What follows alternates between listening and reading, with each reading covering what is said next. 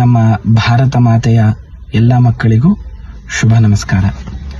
ಎಲ್ಲರಿಗೂ ತಿಳಿದಂತೆ ನಮ್ಮ ಭಾರತ ಪಾಕಿಸ್ತಾನದ ಜೊತೆ ಯುದ್ಧ ನಡೆಸ್ತಾ ಇರುವಂತಹ ವಿಷಯ ಎಲ್ರಿಗೂ ಗೊತ್ತಿರೋದೆ. ಯುದ್ಧದಲ್ಲಿ ನಮ್ಮ ಸೈನಿಕರು ಪಾಕಿಸ್ತಾನವನ್ನ ಎಷ್ಟು ಹೊಡೆದುರುಳಿಸ್ತಾ ಇದ್ದಾರೆ, ಹಾಗೆ ಎಷ್ಟು ಮಿಸೈಲ್ಗಳು ಕ್ಷಿಪಣಿಗಳನ್ನ ಹೊಡೆದು ಉರುಳಿಸ್ತಾ ಇದ್ದಾರೆ ಅನ್ನೋದು ಎಲ್ರಿಗೂ ತಿಳಿದಿದೆ.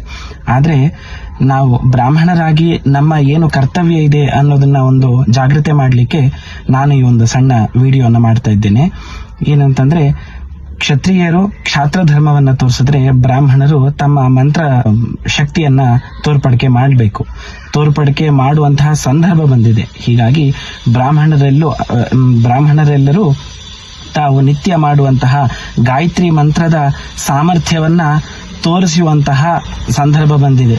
ಎಲ್ಲರೂ ನಿತ್ಯ ಜಪ ಮಾಡುವಾಗ ಕನಿಷ್ಠ ಪಕ್ಷ 10 ಗಾಯತ್ರಿ ಮಂತ್ರ ಆದ್ರೂ ನಮ್ಮ ದೇಶದ ಸೈನಿಕರ ಪ್ರಾಣ ರಕ್ಷಣೆಗೆ, ಅವರ ಸ್ಥೈರ್ಯಕ್ಕೆ, ಶೌರ್ಯಕ್ಕೆ ನಮ್ಮ ದೇವರ ಅನುಗ್ರಹ ಮಾಡಬೇಕು ಅಂತ ಪ್ರತಿನಿತ್ಯ 10 ಗಾಯತ್ರಿ ಮಂತ್ರ ಅವರಿಗೋಸ್ಕರ ಮೀಸಲಿಟ್ಟು ಜಪ ಮಾಡಿ ಅಂತ ನನ್ನ ಸಣ್ಣ ಪ್ರಾರ್ಥನೆ.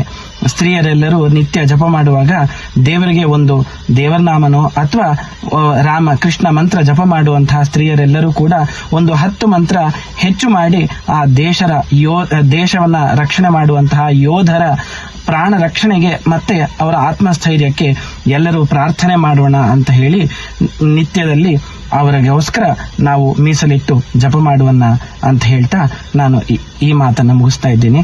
ದಯವಿಟ್ಟು ಎಲ್ಲರೂ ನಮ್ಮ ಪ್ರಾಣ ರಕ್ಷಣೆ ಮಾಡಿ ನಿತ್ಯ ನಾವು ನೆಮ್ಮದಿಯಿಂದ ಸುಖದಿಂದ ರಾತ್ರಿ ನಿದ್ರೆ ಮಾಡಲಿಕ್ಕೆ ಕಾರಣರಾದಂತಹ ಆ ಯೋಧರನ್ನ ನೆನೆಸ್ಕೊಳ್ಳುವಂತಹ ಸಂದರ್ಭ ನಿತ್ಯ ಇದ್ರೂ ಕೂಡ ಇವತ್ತಿಗೆ ಬಹಳ ಅವಶ್ಯಕತೆಯಾಗಿದೆ ಅಂತ ಹೇಳ್ತಾ ಇದ್ದೀನಿ.